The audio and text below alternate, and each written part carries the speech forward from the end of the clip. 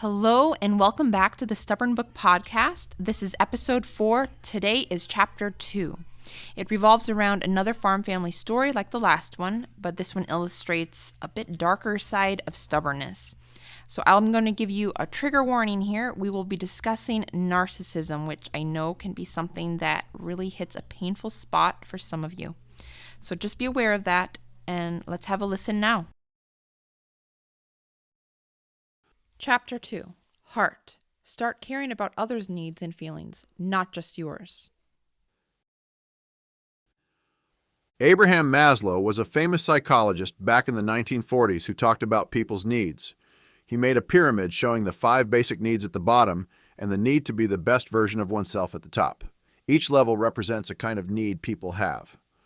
Starting at the bottom, here are the 5 levels on the Maslow's hierarchy of needs pyramid. 1. Basic needs.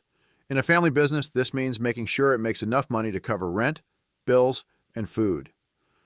2. Safety needs.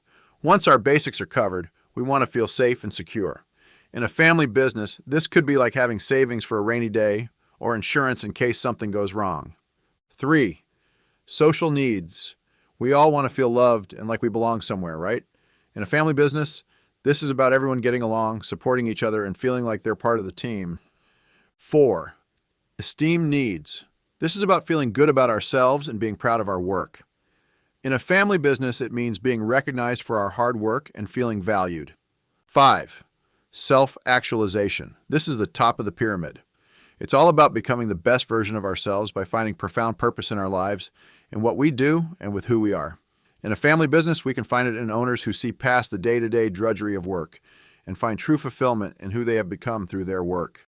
This deep fulfillment or self-actualization is not something that is hidden under a bushel. It positively impacts everyone around them.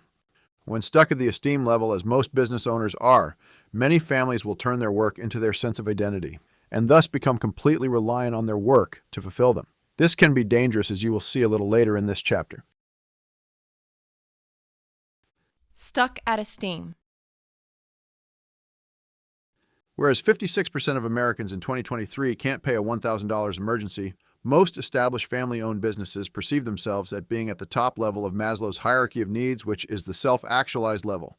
In fact, most are stuck one notch down at the esteem level. In my opinion, this is a very dangerous place to put yourself because too often we make decisions at this level based on pride and self-esteem rather than rational behavior. I saw the negative impact from this emotional state and living color when my dad plowed my own crops under out of jealousy. At the esteem step, people want to feel good about themselves and be liked by others.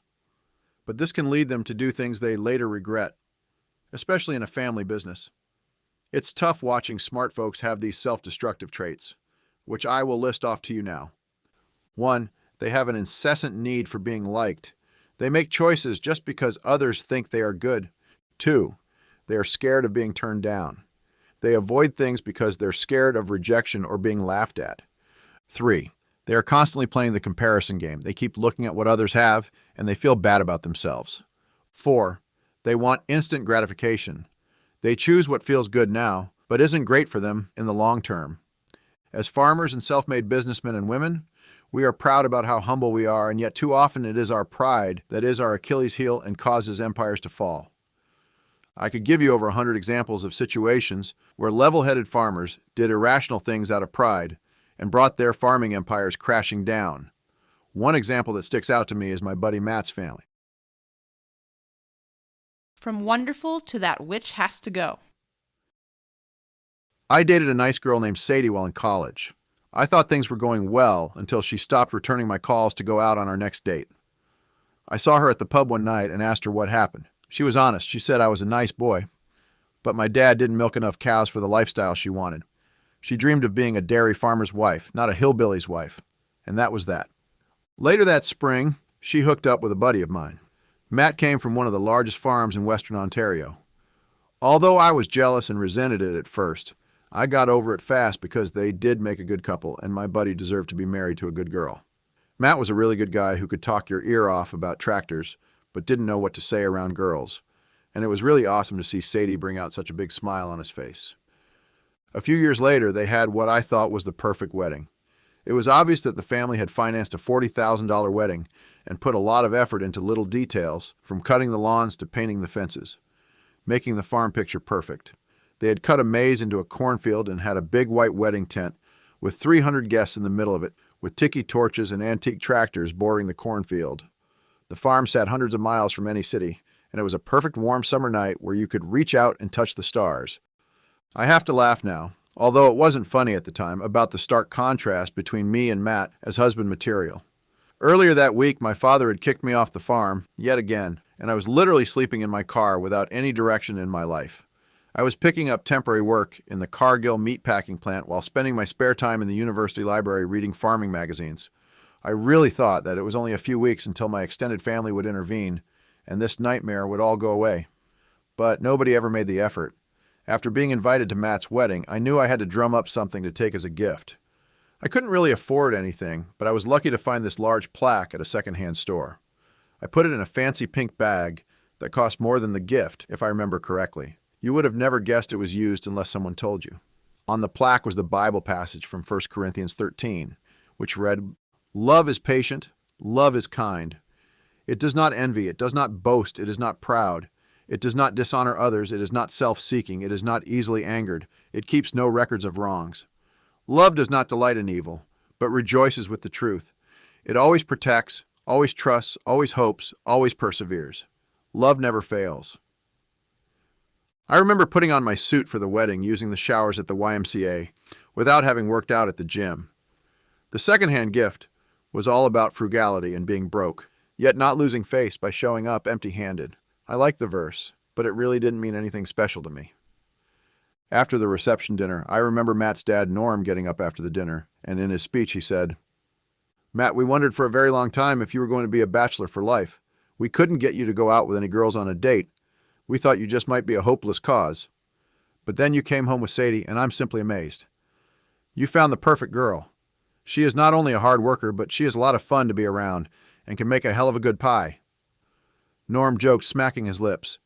He went on to say how much his mom and him loved their son, but statistically, divorce is 50-50. And if that would ever happen, sorry, son, we love her way more than you. If you get divorced, she stays and you go. Everyone laughed hysterically, and I remember telling the story to a friend after because I was so impressed by it. Sadie became part of Matt and Norm's operation the day they tied the knot, and the joke that went around the community had been that she was so good with the cows, they had to buy a bigger milk tank. She had been able to improve milk production that much. About 5 years later, I got a call from Matt, and his voice was quivering over the phone. He didn't know what to do. I had just started doing farm succession planning, and I was the first guy that came to his mind. His dad and Sadie had a falling out, with Matt having to choose either the farm or Sadie. Apparently, the trouble had started earlier that week, when a feed salesman came to speak to Norm about the animals with a PhD nutritionist that came from the feed company's head office. Sadie had just finished her chores and joined in the conversation. Because she had a master's degree in dairy nutrition, she posed some good questions to the nutritionist and got right up into his face. She wanted to know why the cows weren't milking as she thought they should. While Norm was happy with their production levels, she thought they could push out an extra 5% more milk and went into detail about adding a feed additive. Soon the conversation went over Norm's head. Norm felt that Sadie had pushed him out of the conversation, and their relationship changed instantly. Within that moment, Norm thought that Sadie had gone from being the ideal daughter-in-law to the witch that had to go. Norm couldn't sleep that night, and the next morning he fired Sadie. Norm was only 58 years old and wasn't ready to give up control of the farm. At least that's what he thought was happening. "It's either me or her," he said to Matt, "and I'm not going anywhere for 5 years. She can go work somewhere else for 5 years because I'm tired of her being bossy. Matt, if you don't like it, then you can both bugger off and get your own farm. But if you do that, I'll cut you out of my will." In that moment, Norm wasn't thinking or caring about what Matt thought about the decision. He didn't think through the impact such a decision would have to Matt's marriage or happiness. Norm didn't respect the fact that Matt and Sadie together did the work of 5 employees, and the farm couldn't afford the wages it would take to replace their incredible work ethic and skills. Norm was simply obsessed with his own emotional needs and focused on instant gratification, rather than the long-term fallout of how it would impact family dynamics or the farm. Few people understand that for some people, the farm or family business is the center of their identity. The business is who they are. If there is even an inkling that it is being taken from them, they will go on the defensive. It's the same as a man defending his own heart from a knife. They can rationalize some pretty irrational things. Norm had spent his entire life building the business, and he was used to having people follow his instructions without question. He felt helpless, thinking that his kingdom was under attack. To watch someone else take the lead with a salesman felt like a huge betrayal to Norm. He felt that Sadie had somehow taken what was his, and because of that, she couldn't be trusted anymore. For this reason, he fired her. Sadie was devastated, to say the least. Her life was farming, and without it, she didn't have a reason to live. Sadie felt betrayed because her husband wouldn't stand up to his father. Sadie was in a dark place. Deeply depressed, she called her sister Emily, who had never liked Matt. Emily convinced Sadie to pack her bags and fly out west to visit her for the weekend. Due to high oil prices, Calgary was booming, and many were going there to start a new life.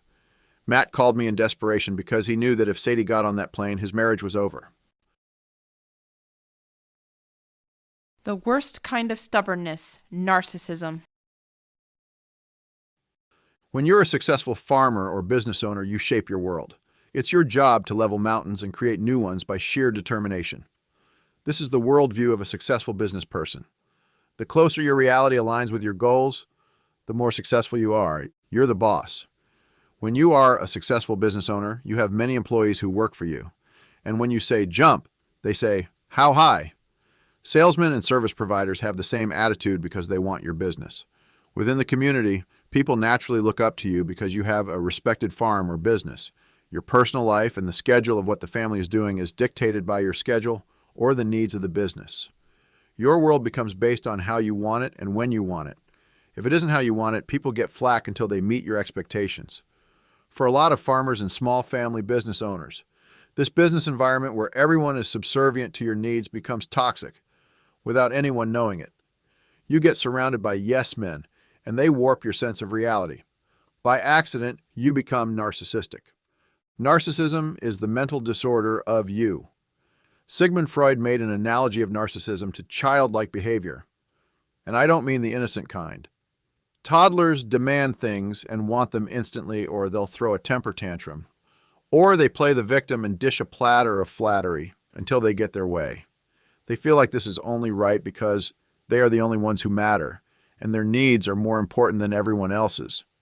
The business environment of running a farm had caused Norm to develop a narcissistic disorder over time, and the day I showed up, he had most of these 10 classic narcissistic traits that I read in a popular psychology magazine article. Let me list them off for you now. 1. Me-first mentality. They always put themselves before the needs of the business or their partner. 2. Attention craving. They seek constant recognition, often overshadowing others' contributions. 3. Lack of empathy. They struggle to understand or care about the feelings and concerns of colleagues or their spouse. 4. Exaggerated achievements. They brag excessively about their successes, downplaying others' efforts. 5. Exploitative behavior. They might use coworkers or their partner for personal gain without guilt. 6. Entitlement attitude. They feel entitled to special treatment, regardless of others' needs or priorities. 7. Jealousy and envy. They feel threatened by others' accomplishments and may undermine them. 8. Manipulative tactics. They use cunning methods to achieve their goals, often at others' expense. 9. Blame shifting. They avoid taking responsibility for errors, blaming coworkers or their spouse instead. 10. Defensiveness. They react fiercely to criticism, often turning it around on others rather than reflecting on their behavior. I had a roommate who called me out one day on being a narcissist. He took me to a coffee shop one Sunday and meant it to be an intervention. But I really had no idea what he was talking about. Honestly, I just didn't take it seriously. This frustrated him a lot. Looking back at who I was and how I dealt with people, he was probably right in his diagnosis. A decade later, when I got married to my wife, she was blown away when I told her this story. She felt I was the exact opposite of that. Well, at least most of the time, no one's perfect. But yeah, she's given me 1 or 2 compliments over the years. But for me, that is one of the best ones. In working with Matt's family, I learned a lot and tried to apply these lessons to my own life. I shared this part of my life because, against popular opinion, I do believe narcissism is not a permanent disorder. We can all be a bit narcissistic by nature, especially in difficult times. Whereas narcissism was once thought to be genetic, or that a person had to check a certain number of boxes in order to have this disorder, many now believe its onset is heavily influenced by environment and circumstances. I believe it's on the spectrum, something like autism. When dealing with intense family business crises such as farm debt and farm succession, I've seen the stress of these circumstances bring out the worst quality in people, where they become hyper-focused on their immediate short-term emotional needs and lose perspective of the needs or concerns of others. A true narcissist will never admit to being a narcissist. But regardless of whether we check all the boxes to have this personality disorder, these traits don't exemplify the best in ourselves or the DNA of what makes successful partnerships. Whether you are in a marriage or a family business, these are the character traits that cause partnerships to be dysfunctional. Often, I'd see a son or daughter calling the family patriarch a narcissist, but the truth was that the pot was calling the kettle black. Upon deeper reflection, I realized that I had called my dad narcissistic and stubborn. And he was. Yet at the same time, so was I. The truth was that it wasn't just Norm alone that displayed narcissistic traits. Sadie was starting to develop a few of them as well. She was often defensive, sometimes made brash statements that lacked empathy, and could be manipulative as well. She wasn't completely the victim as she thought herself to be. The problem on that farm was that both Sadie and Norm were both narcissistic. They had let their pride and egos drive decisions, which led to a lose-lose situation for everyone. This narcissism is what caused the downfall of my own parents' marriage and our seventh-generation family farm. Pride and teamwork built it, but ultimately, it was pride that caused my father to plow my crops under. I was hell-bent on not letting this happen to this great family. After getting the call from Matt, I didn't sleep. The truth was, I didn't know what to say or do.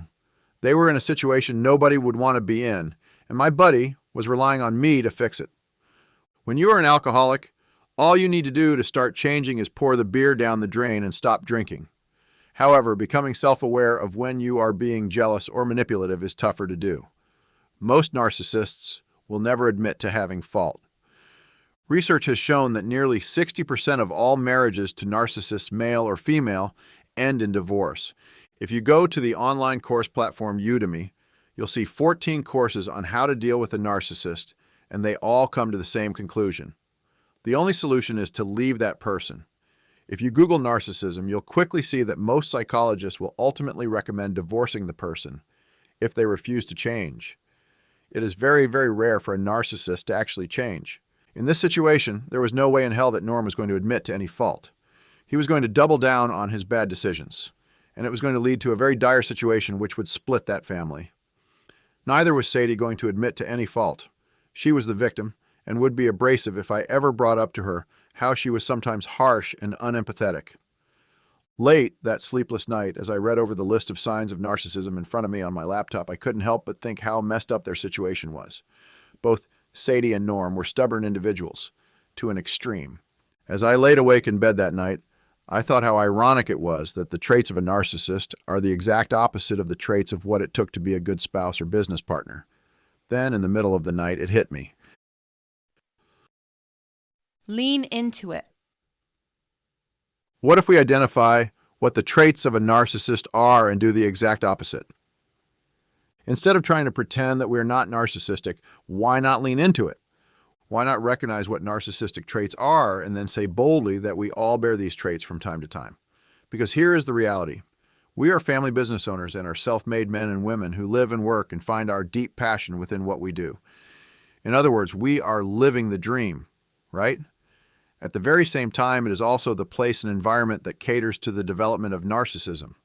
When narcissism becomes rampant, then our dream turns into a living nightmare. If we recognize this and renounce it at the same time, we can build or rebuild a business and family culture that is free of these destructive traits.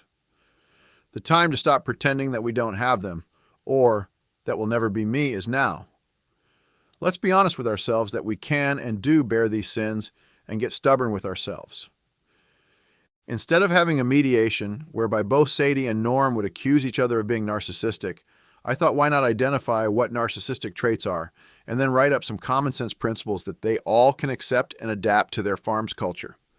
Rather than focusing on what they don't want and get into a blaming and shaming game, they focus on what they do want and can come together to make it happen. I sat down at the computer at 3 a.m. when I had this thought and wrote out values that represented the opposite of what narcissistic traits were. The sign read, "Our family farm's culture statement. Together we thrive, divided we fall. To succeed, we have to shift from a me to we mindset. We will achieve this by adapting these 5 principles. 1. Always be humble and empathetic. Always consider everyone's needs and feelings, not just your own. 2. Take responsibility. Always focus on problem-solving root issues without blame or playing defense. 3. Never feel entitled to more than you've earned. Work hard to earn everyone's respect daily. 4. Treat everyone with kindness, respect boundaries, and never take advantage of anyone. 5. Never need praise or be envious. Be grateful and daily appreciate others' contributions." I rushed to Staples at 8 a.m. in Listowel, trying to get the copy lady to print out these values on a laminate sign. I also had the copy lady print off an article listing the top 10 traits of a narcissist for each family member, which I intended to distribute with the posters at the meeting to show how the principles I wrote were the opposite. Slow as molasses would be an understatement of how the blue-haired hipster at the copy center functioned. I drove like a bat out of hell to get to the farm on time. Things take a turn at the kitchen table. It was bitterly cold when I walked across the farmyard and into Matt and Sadie's kitchen. Norm and his wife were waiting in their truck by the milk house and followed me into the house. I was shocked to see Sadie's suitcases by the door. She didn't just have a weekend bag. There were 2 very large suitcases, and it was obvious that Matt's concerns about her leaving him were real. They had a beautiful, quaint kitchen with the right blend of all the modern conveniences and country charm. What surprised me the most was to see the 1 Corinthians 13 plaque I'd given them staring me square in the face when I stepped through the door. Besides their huge barnboard dining table, the plaque was the central feature of the kitchen with all their family photos surrounding it. To have a mediation with Sadie just being fired in a fit of rage while sitting across the kitchen table from Norm was a very weird moment that I'll never forget. I sat in the middle of the table on a long bench facing Matt and his mother. Sadie and Norm were on opposite ends. That cold house was so quiet that you could hear the grandfather's clock ticking in the next room. I started off the meeting by having everyone read the article on the top 10 qualities of a narcissist. It was very awkward. The last time I was on their farm was at Matt and Sadie's wedding. It was a great day, and everyone had so much fun. I would never have dreamed what was to happen 5 years later, or that I'd be sitting in their kitchen, not as a guy sharing a pie with and talking about the good old times, but as a mediator who was about to talk about how this great family had fallen victim to one of the worst forms of stubbornness, narcissism. Norm gave me a very dark glance, and then I said, "When you get married, you promise before God, family, and friends to put your spouse's needs before your own.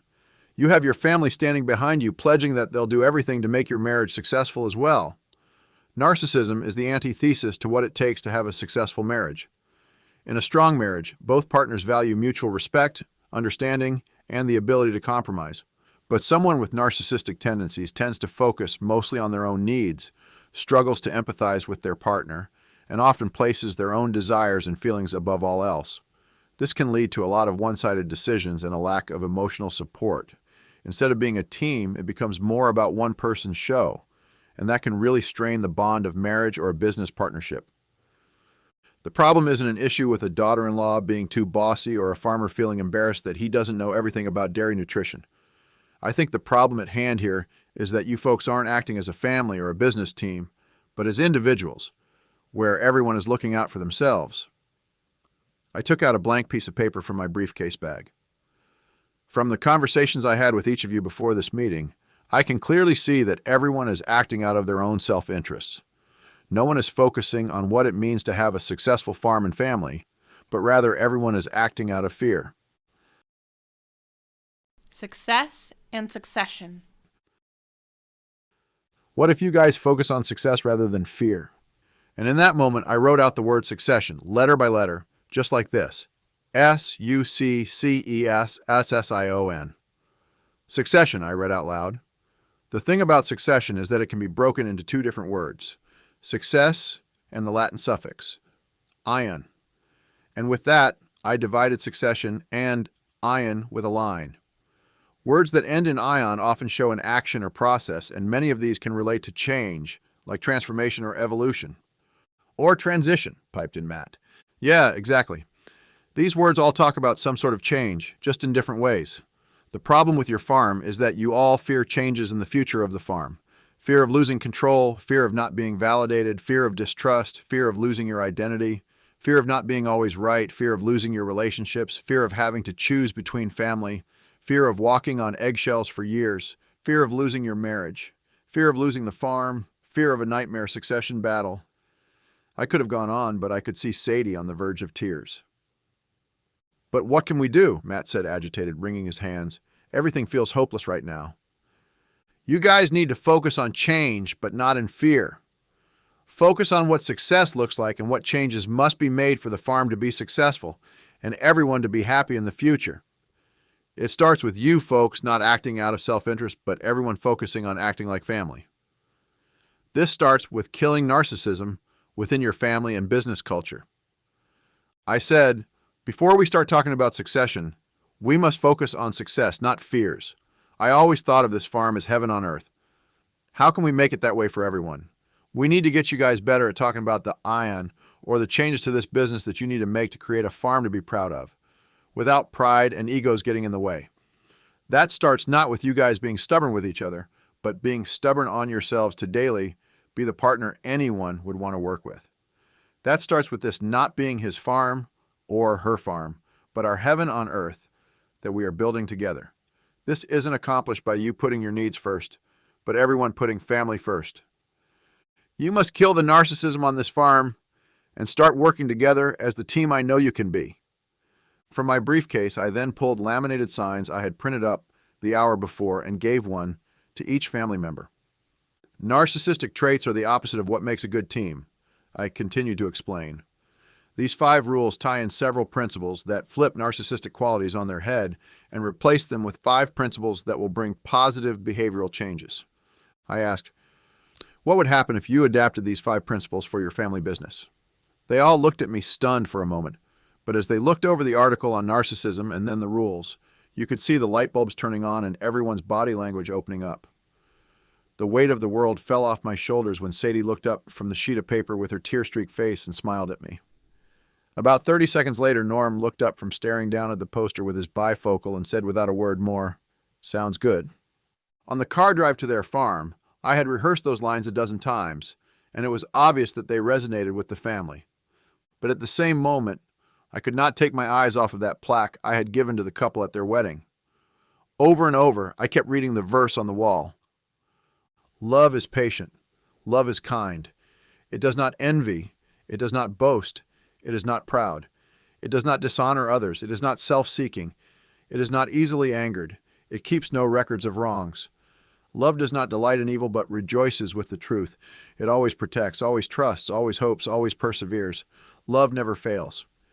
It was an awkward pause when I grabbed the poster of my principles from Sadie's hands. In that moment, I seen the similarities between what I had written at 3 a.m. that morning and the message that was clearly stated on the wall.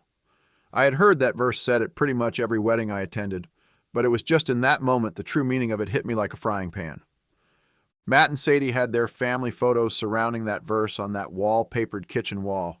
Happy moments at their wedding, happy moments on the farm with each other, and special times with their extended family. There was a happy photo of the first time Sadie had ever milked cows with Matt and Norm before they got married. And I realized that for this couple, for this entire farm family and farm to survive, the challenge wasn't to put academic principles into reality, but a few simple words of wisdom from the Bible that we too often take for granted: to love sincerely and to put others' needs before our own. Seconds before I was well scripted, but in that moment, the adrenaline kicked in. I couldn't tell you exactly what I said in that moment of ditching what I had written and going with scripture instead, but they all agreed with it, sincerely. Sadie did come back from her sister's after that weekend, and although there were a few awkward moments, I helped them put their faith into reality behind the barn over the next year. 10 months later, Sadie had a boy she proudly named Norm. I don't know what is going on today apart from a growing family Christmas card every year, but I'd bet my bottom dollar that little Norm is milking cows with his grandpa and mom tonight. All because everyone put family first and learned to put their faith into reality behind the barn.